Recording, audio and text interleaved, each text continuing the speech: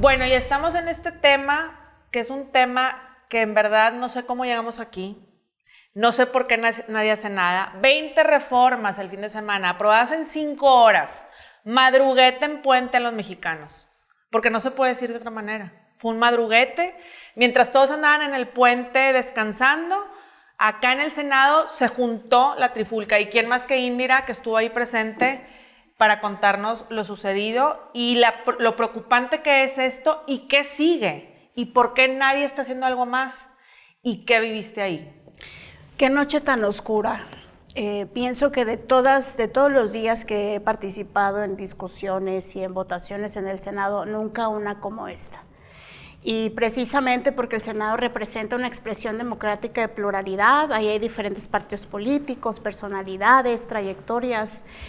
Hacemos una discusión, se supone, de altura para tomar decisiones de la vida pública, y por primera vez a Morena y a sus aliados no les importó esa pluralidad ni esa representación de la ciudadanía, y lo que hicieron fue reventar un acuerdo que ya se tenía desde el principio de la sesión.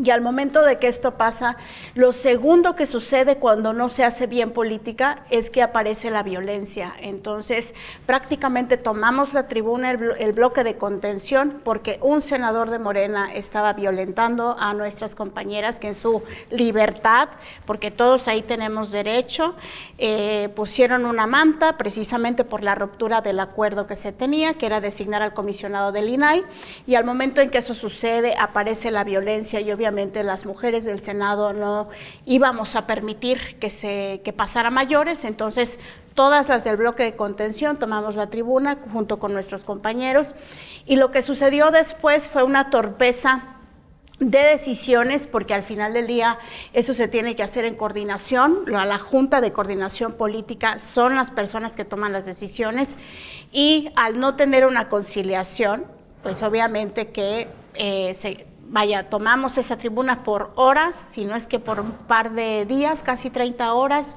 un poco más. Y al final lo que sucedió fue dramático y drástico, porque de ser un poder con autonomía de decisión, pasó a ser un grupo mayoritario escondido detrás de los pantalones del presidente, que por instrucción y en esa madrugada, en 5 horas, acepta sin deliberación alguna las reformas que que de por sí se tenían contempladas discutir, pero lo hacen ahí. Obviamente, como nuestra tribuna está tomada, pues se tuvieron que mover a Jicotencat, que es la sede que está en el centro de la ciudad. Que mientras tanto estaba Rosalía ahí también, ¿no? Okay. Ah, sí, por supuesto, hasta parecía como orquestado, ¿no? Muy bien orquestado las horas y los días en que esto pasó. Y cuando llegan ahí, pues las escenas que ustedes ven son ellos y ellas sentadas en sillas y mesas de plástico. Entonces, es triste porque finalmente el Senado pues es nuestra Cámara Alta, en donde debería de haber esa discusión. No necesitamos estar de acuerdo. Yo siempre lo he dicho, no es necesario que estemos todo el mundo de acuerdo, pero sí es necesario pasar por la deliberación, porque vivimos en una democracia, y lo que esa noche al menos fue lo que se hizo en una construcción de un montón de decisiones, algunas muy torpes y otras un poquito más acertadas, pero al final del día pues tal parece que el Senado, que sí era nuestro muro de contención ante tantas atrocidades, pues se desdibujó. Es que, Indira, puede que no estés de acuerdo, pero la Constitución es primero, antes que los partidos y antes que la figura, y esto es lo que está pasando. La representación de México, ¿te representan a ti como mexicana? O sea, yo me pregunto, a mí no. O sea, esto que acaba de suceder. Y están defendiendo la Constitución, o sea, la Constitución es lo que debe de ser primero, sagrada. Y mira, o sea, de verdad no tienen ni la más mínima convicción, y eso asusta. Nadie está por encima de la ley, ni en Nuevo León, ni en México, ni en ninguna parte. Y cuando un político, al nivel que sea, se asume por encima de la ley y busca cualquier mecanismo para hacer de la ley algo flexible, en ese momento el país pierde mucho. Y lo que los senadores de Morena hicieron no fue un madruguete a los demás senadores, al bloque de contención o a la oposición. Fue un madruguete a México, sí. Porque además fíjate cómo lo hicieron. Veníamos de toda esta semana de una espiral de comunicación en la que estábamos con que si el presidente estaba convaleciente o no, que si el puente, que si el concierto de Rosalía en la Ciudad de México, y te llevas a tus senadores con la oscuridad y la opacidad de la madrugada a sesionar a una antigua sede. Una senadora se atrinchera y se encadena a la mesa del presidente del Senado, y entonces dicen, pues vámonos a un patio a sesionar. Claro, previa visita con el presidente antes de sesionar en la oscuridad de esa reunión macabra. Sí. ¿A qué fueron con el presidente? ¿A que les diera línea?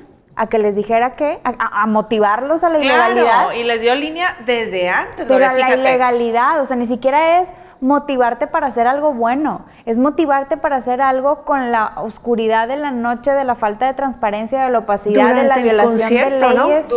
Durante el concierto. O sea, cuando la gente está en otra cosa, está en el puente, la gente de Ciudad de México está en el concierto geográficamente y en la conversación, y ellos sesionando ahí a unas cuadras en los... Sí, vemos un mapa así de Google o sea, me encantaría, ese es de cuenta, todo sucedió, el foco rojo es tin, tin, tin, o sea, motomami, porque también dijiste que entró con un casco acá una senadora, ¿sí, no? Motociclista. Sí, o sea, moto todo, pero en diferentes tenores, ¿no? Es que y ¿sabes qué es lo triste? Que se supone que tú estás ahí representando, se supone que estás velando precisamente por la Constitución, y yo insisto, no se hace bien política y entonces aparece la violencia. A nosotros, al menos en el bloque de contención, no nos quedó de otra más que defender con el cuerpo, porque al final del día, si esas reformas las querían pasar, porque eso era lo que les dijeron. ¿Y así qué está hacían? construido. ¿Se ponían así? Pues teníamos que vigilar que nadie se subiera a la tribuna. Es más, si ustedes ven,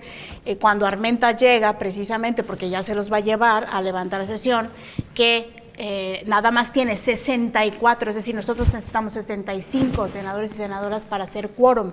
Con 64 levanta la sesión para irse a una Desde ahí sede externa, por supuesto, ahí comete una ilegalidad. Pero nosotras, al menos las mujeres que estábamos tomando la tribuna, ni siquiera le permitimos dar la palabra, empezamos a hacer ruido, porque era la única manera de evidenciar que lo que estaban haciendo era precisamente una ilegalidad. Pero dime tú, ¿qué necesidad? Si se supone que yo estoy ahí para discutir y para votar, no estoy ahí para, digamos, estar prácticamente atravesar el cuerpo. Pero de hecho eso era lo que comentábamos con nuestros compañeros, es que ya era la única manera de hacerlo evidente, no había otra forma. Y entonces eso es lo triste, que se supone que la gente te paga precisamente para que trabajes en una manera, y al romper el acuerdo, porque Morena rompe un acuerdo desde el inicio de la sesión, y eso deriva. Entonces yo sí llego a pensar, si se acuerdan cuando Peña Nieto se escondió en el baño de la Ibero. Claro. Pues yo digo, pues es lo mismo. Sí. Nada más que se fueron a esconder a Palacio Nacional, ¿no? Pues es buen punto. Y se fueron pero después Peña Nieto a esconder no cambió el destino de todo un país en el baño. Es buen punto. Esa pero es una la risa sarcástica. Gran diferencia, sí, ¿no? sí, es sí. que esto lo de grave. Peña Nieto nos podemos reír el resto de la historia. Pero de esto nos puede cambiar el destino del país. En tiempos de intransigencia, en tiempos de que si no es a mi manera, no es. Y es Eso dividir es lo grave, sí. para vencer. Eso es el manual de AMLO. Y la figura presidencial es más importante que nada más. Y Es que la gente también tiene que saber qué son las cosas que se votaron. O sea, una de las que a mí más me preocupa es la reforma del INSABI. Porque desde un principio, cuando él quiso crear el INSABI y desaparecer el Seguro Popular, advertimos que era una decisión equivocada. Sí. Porque aparte a mí esa dinámica de llegar al poder y desaparecer todo lo de los anteriores sin hacer un análisis de qué sirvió y qué no, sin estrategia, me frustra mucho, y me parece lo más y ridículo, no hay muchas otras cosas, e ineficiente pero esto, de la toma de decisiones de políticos. Pero bueno, ya estoy bien. Desaparecer el Seguro Popular fue una muy mala decisión, lo advertimos, se le dijo, ok, ya creaste el INSABI y ahora otra vez lo desapareces para darle toda esa carga al IMSS, que ya sabemos cómo está de sobrecargado el IMSS. No, sobrecargadísimo. Que no hay citas, no hay medicamento, no hay doctores, las condiciones de las clínicas del IMSS son deplorables. No, Lore, deja tú, lo que se robaron en el INSABI. Aparte. O sea, ¿quiénes son los responsables de este fiasco? Porque están que deshaciendo el INAI. Pero el INAI inoperante de aquí hasta agosto. Ajá. Bruto, pues no me van a rendir cuentas ni de eso, ni del poder que le estoy dando el ejército. Entonces, eso, el IMSS. Esa fue una de las reformas que votaron. Otra de las reformas que votaron fue que ahora todas las compras, adjudicaciones del gobierno las va a hacer la Secretaría de la Función Pública. Pero deja tú que las haga. Aparte, esa misma es la que las va a auditar. Entonces, ¿quién te va a decir, yo compré y la regué? Yo compré y desvié recursos. Pues no, jugador y árbitro. No lo van a hacer. Jugador y árbitro. Jugador y árbitro. Opacidad. Y entonces eso va a ser la Secretaría de la Función Pública, salvo las compras que tengan que ver con el Ejército y la Marina. Esas sí las van a seguir haciendo ellas directamente. Y ahora le diste el poder absoluto a la Sedena para todo el proyecto del Tren Maya. Que yo la verdad te voy a decir una cosa, nunca he sido de los detractores del Ejército. Pero sí te voy a decir que yo los quiero en las calles vigilando y procurando la seguridad de la ciudadanía, no construyendo y administrando trenes y proyectos de desarrollo turístico. Para eso está la Secretaría de Turismo, para eso está Fonatur, para eso están los gobiernos. O sea. Pues es que ese es nuestro peligro más grande. Es que ya es un gobierno militar. Estamos en el camino a convertirnos en un gobierno militar y eso es peligrosísimo. ¿Creen que estamos cerca de ser un Venezuela, Sofía? Deja tú Venezuela. No hablemos de Venezuela, bueno, hablemos de México. A mí me preocupa, me preocupa las fronteras, las aduanas, todo está ya, los juguetes de Navidad, todo está ya, los juguetes de Navidad que entrega el gobierno, el ejército, tenemos que entender que así se conquista la imaginación de un pueblo, a través de las infancias. Entonces eso preocupa mucho, pero además tenemos que entender que ahorita ha entregado este gobierno hasta las fronteras. Eso es súper peligroso y no es para proteger de afuera hacia adentro. Totalmente, hasta lo aéreo, lo que lo entregó también ahorita con estas reformas. Es lo que tú dijiste, Marce, lo grave es toda... Las instituciones y el Estado de Derecho se han construido precisamente a partir de tener una conciliación de intereses de un país. Entonces, cuando existe esta destrucción institucional, reduciéndolo a la mínima expresión, que es el presidente, pues eso es muy grave, porque entonces estás dejando en manos de una sola persona un país completo. No es posible, no le da la capacidad, al menos que hubiera una estrategia de control detrás de eso. Y creo que esta evidencia que cada vez está más, que haya pasos regresivos en el tiempo de leyes y de instituciones, la única seña que nos da es que prácticamente nos estamos enfrentando a una persona que quiere el control del Estado, es decir, que la Constitución diga México le pertenece a Andrés Manuel López Obrador, SADCB por los militares. Totalmente. Y eso es muy grave. Quizá lo otro lo podemos discutir. Habrá gente que diga, bueno, pues, pero si no pasa por esa discusión y esa pluralidad, le estás delegando a una sola persona las decisiones más importantes de la vida pública de un país. Y eso no es... Imagínate el peligro en el que estamos si los senadores oficialistas, los senadores del presidente están dispuestos a violentar públicamente la ley con tal de hacer las cosas como el presidente quiere. No, ahorita, como la ley dice. Totalmente. Y lo que me preocupó que dijo Indira también, ahorita que estábamos platicando un poco fuera de cámara, es que también ves tintes en la oposición de doblegarse. Sabes que hay mucha flexibilidad y yo creo que poco sentido de urgencia respecto a la gravedad.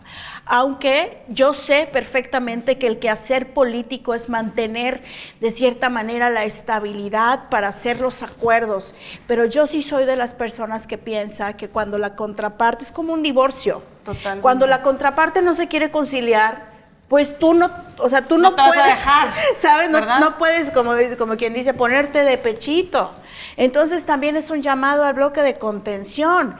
Pues, ¿qué le debe el bloque de contención para tantas cortesías políticas? Y eso también es grave porque entonces la gente deja de sentirse identificada con quienes se oponen.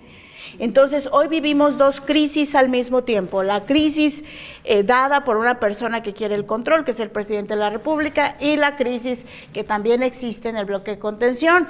Siguen apoyándose entre ellos, siguen teniendo sus círculos de amigos, cooptando partidos políticos. Y eso tampoco puede ser. Porque entonces en ese ánimo, cuando Andrés Manuel sale también a decir, pues ustedes no tienen, ¿cómo dice? Que no tienen moral o no tienen... Sí. Pues claro, la gente lo sabe, pues si la gente no es tonta tampoco. Pero al ciudadano sí le falta, creo, bien lo de la protesta del INE no se toca en su momento y todo, pero yo me remonto a la época de Echeverría y tal, que estaba yo muy chiquita, pero sí lo llegué a vivir, verlo en mi familia, de decir, a ver, porque en ese momento había protestas cuando algo el del empresario se metía, ¿sí? El empresario, el grupo de los 10 se hizo en esa época. Pero entonces, mandaron matar a uno. Bueno, pero hubo movimiento tectónico de levantar la mano, de decir, a ver, no estoy de acuerdo, y aquí yo no estoy viendo un ciudadano proactivo. No es nada más el INE no se toca y el marzo 8 las feministas a las calles vamos a ponernos y después de ahí, ¿qué? O sea, esa parte a mí sí me preocupa de México, de qué le vamos a dejar a nuestros hijos, a los niños que vienen, ¿qué les vamos a dejar? Un país militarizado, porque estamos de espectadores viendo cómo pasan estas reformas y es el comienzo, el tip of the iceberg, como dicen, es la punta del iceberg, porque de esto para el real. O sea, estamos a 2 de estar como un país otra vez regresamos autoritario y comunista. Otra vez regresamos a que nuestra última esperanza es la Suprema Corte. Y entonces, como lo hemos platicado en este espacio, como mexicanos debemos de cerciorarnos de que a la Suprema Corte tampoco se le toque. Totalmente. Y que los ministros de la Corte tengan absoluta libertad y absoluta seguridad de que hay un pueblo detrás de ellos defendiéndolos y protegiéndolos. A lo mejor inclusive en algún momento, ojalá no nos toque con nuestra propia vida como le hicieron los senadores en tribuna esta última ocasión, con su cuerpo. Porque sí, porque ahora toca que el bloque de contención y activistas y quien tú quieras pueda llevar esta controversia de estas reformas aprobadas en la opacidad de la noche a la Corte. Y la Corte nos dirá si las avala o no. Entonces sí, nos toca ese... Yo sí pienso que se va a poner esto mucho más oscuro. Mucho más oscuro. Porque además estamos repitiendo la historia. Ya habíamos pasado por aquí, hablando de ese Monterrey, de los empresarios que hacen contrapeso. Yo sí pienso que estamos pasando por ahí, en medio de una sociedad que sabe 1000 veces más sobre Rosalía, que no está mal, ¿eh? Yo siempre les digo, yo soy fan. O de un hijo que está... Pero sabe 1000 veces más de Rosalía. Pero no pudiste ir al concierto. No ¿ves? Ese también es mi coraje. Ese también es mi coraje. No, y mientras tanto el hijo de AMLO también en el México Open de Vidanta, en el VIP Lounge con la champaña. Tranquila la cosa. Tranquila la cosa. Entonces, eso también... Oye, y una ahí arriesgando el pellejo. ¡Ay, no! Mira, estabas en el lugar equivocado. Conclusión. Yo sí pienso que se va a poner más oscuro, que hay que estar vigilantes, que hay que estar determinantes a defender a la patria. Definitivamente. Una amiga me escribió y me dice, ¿qué vamos a hacer? ¿Otra marcha ahora por el INSABI, por el INAI? Le dije, por la lista. Pues nos vamos a poner muy chamorrudas, ¿no? O sea, pura marcha. Sí. O sea, pero sí, hay que estar muy alertas, hay que educarnos, hay que informarnos todos los días y no entrar en esta indiferencia. O sea, sí, eso es lo, sí. Yo creo que cada lo vez escucho más a gente diciendo, es que ya no quiero hablar de política, ya estoy hasta acá, ¿cómo que no hay que hablar? No, o sea, hay que hacer, hay que... Sí, lo que pasa es que no entienden que la política es hasta la sopita aguada que te comes. Totalmente. Y yo cuando me encuentro gente así que me dice, ay, ya no hablen de política, ya me aburrí. Ay, no te aburras de la política, porque la política nunca se aburre de ti. Totalmente.